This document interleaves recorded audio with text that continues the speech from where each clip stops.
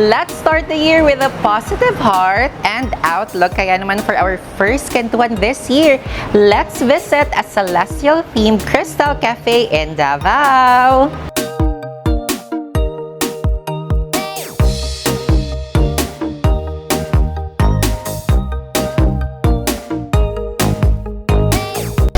Tell us more about Crystallya. Makakakentuhan po natin si Miss A, Miss Ali. Hi, Miss A. Hi, everyone. Happy New Year. Happy New Year, sir. Feeling na ko this kentuhan will really bring us both luck and love and happiness this year. So, tell us about the concept of the whole cafe. We had a small shop before. Tapos yung shop namin was really small. And we used to do a lot of customization. Like we really customize, we braid stuff like this. So medyo matagalan siya yung process. And so what happened is we end up having a lot of customers lined up. And it was a really small cafe. I mean, crystal shop. So yung parang naisip ko at that time, maybe we could also put something like where they could sit on while waiting for their orders, na matapos namin gawin yung mga red bracelets nila na i-braid namin. And it so happened my partner is into coffee and he likes barista and thingy. So I came up with a concept na okay, why not make it like a crystal cafe. I'm always fascinated with the moon. For some reason, I always get affected with the moon, as well as the sun.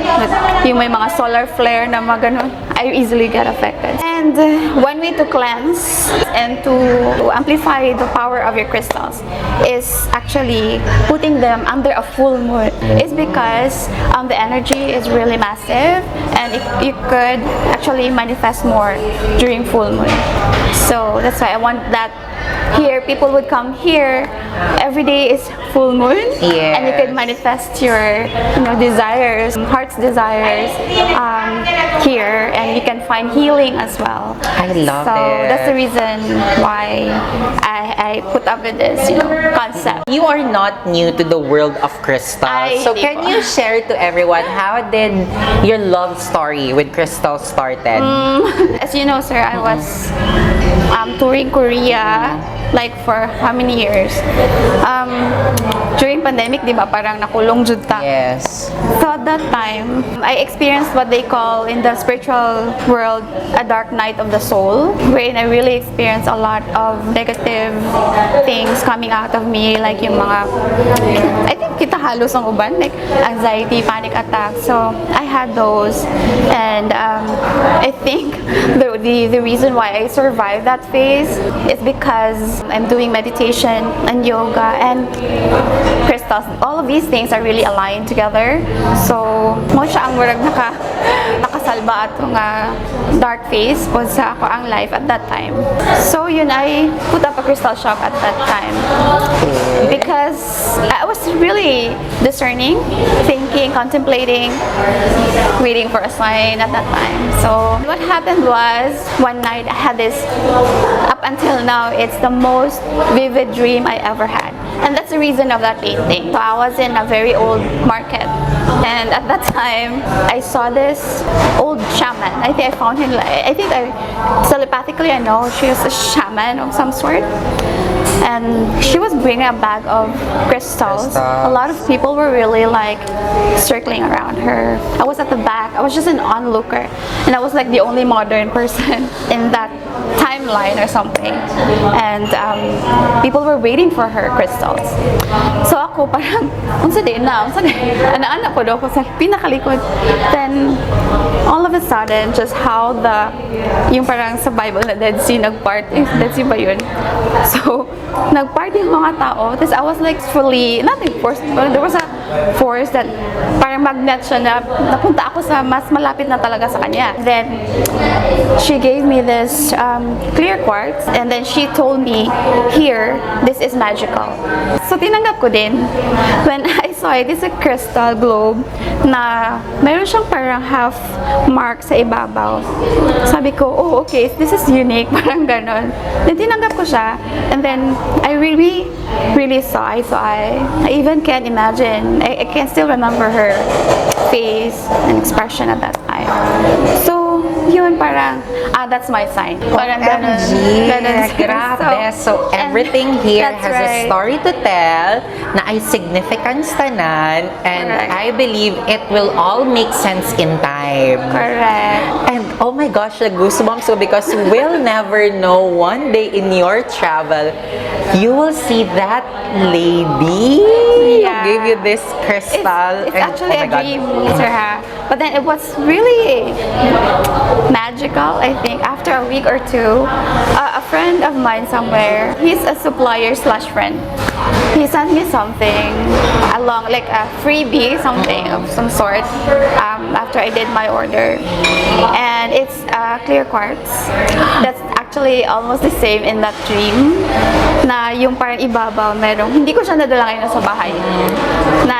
Parang may ano siya sa ibabaw na crystal. So it's just like, oh, okay, very OMG. So yun, so I find it very magical. Grabe! Oh my gosh.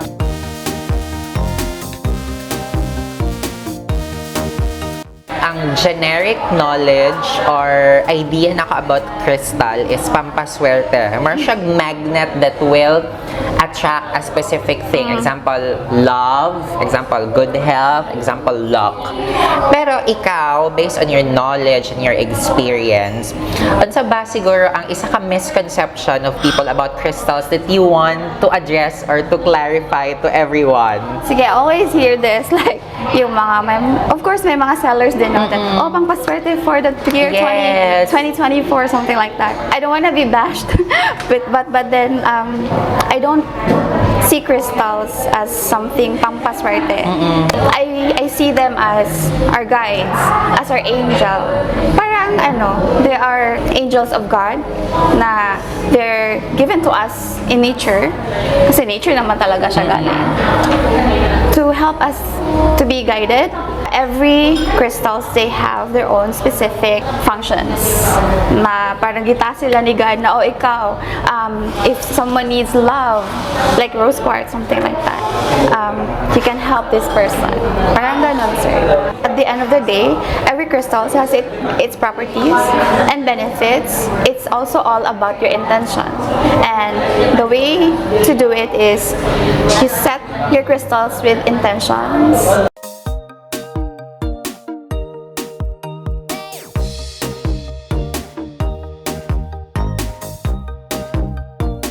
I-walkthrough ta ni Miss A sa mga crystals available here. And asa ba source ang mga crystals here? So, I sourced my crystals around the globe. Wow, around the Yes, globe. around the globe. And I'm still also currently sourcing pa rin. There are a lot of stones that could actually help you guide you through your emotions. But I think yung pinaka-basic talaga and very available sa atin is eto po. Amethyst. Amethyst. Pwede It's siya yes, i-touch? you can. It's yeah, of course, it's purple. It has dark color, dark purple or light purple. And normally I source through Uruguay and Brazil. So a lot of customers would say they don't know what they want. So the first thing that I would ask them is, what do you need right now in your life?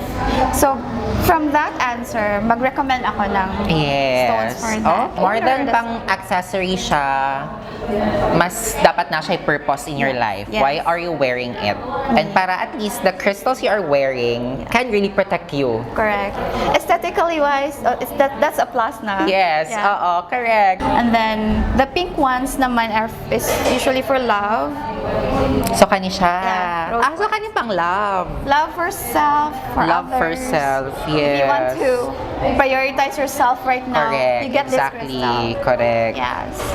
Also pwede din siya for love, for other, to attract, For you to be able to give love, you have so much love inside first, di ba? you Para ang Ay, mahatag nimo well are said, the sir. exact love. Correct. Instead of seeking love, Yes. feed yourself with so much love. That's Wow. right. Oh, nice dito, sir. I think here sa shop, I love all the crystals here.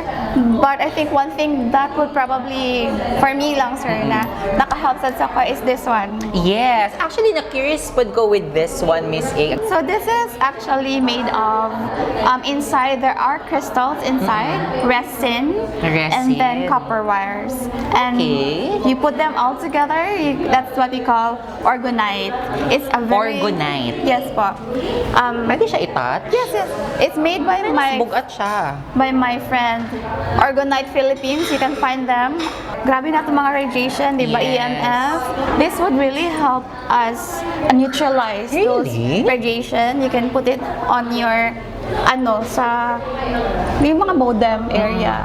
So, yeah, even sa microwave area, sa kitchen, just put it somewhere in there and can really neutralize those radiation. And apart from that, feel ako need ko in my life. yes. Apart from that, sir, is dami talaga niyang benefits. And one of that is it could help you with if you're into meditation, it could help you manifest things as well. Pwede kayo siya maka-alkalinize water. Yeah. So, didn't aside, Miss A? Dito yung mga red, sir. For if you want more passion, vitality, kanigin siya, mga red, carnelians. For prosperity naman, yeah, we could go for citrine and pyrite. And this one is clear quartz. It's good Clear quartz. It's a master healer quartz. It would amplify anything. For example, if you're very happy, you can be very, very happy if you have this. Pero naman, if sad ka din, masad ka po. So, just wear it at a time na you think you're not sad or you're not anxious or something. Sakto lang. Yes, it's a master healer. That's what they call it. This is a very protective stone as well. Black tourmaline. This one is also one of my favorites. It's called selenite. Selenite. Yes po. Selenite cleanses the space. Even, you could, if you have crystals, you can just put it overnight. It will be cleansed. No, hindi ka na mahirapan. Overnight mo lang.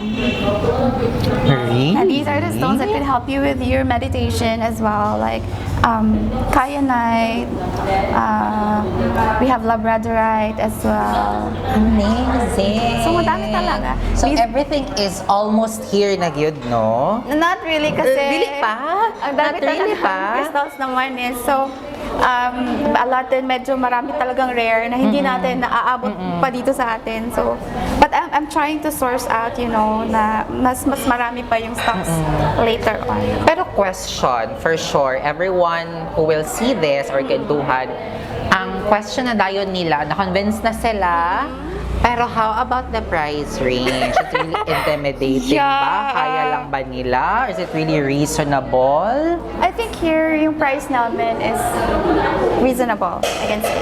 Kasi you can buy a crystal naman na may tag 250, 295, ganon. Pero if you really want higher quality, so medyo mahal na din yun. Yes. If average naman, average din yung price. So, as much as possible. That's why I really So siguro the price range based on your budget, pwede. I mean, naadere. Yes.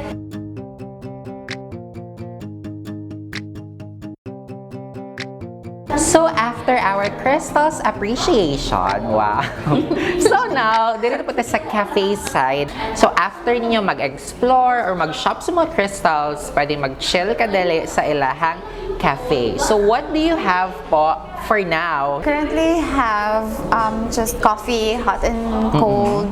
And some, desserts. We have cheesecakes. This cheesecake is actually we did not make it in-house. It's from my friend, raspberry pistachio cheesecake.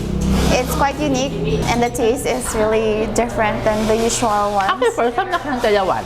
Yeah, and she actually customized it just for us, for this shop. Ang drinks available naman po is, we have the usual like Americano, cafe latte, Spanish latte, and caramel macchiato, and yeah. In fairness to this one, complimenting sila ha.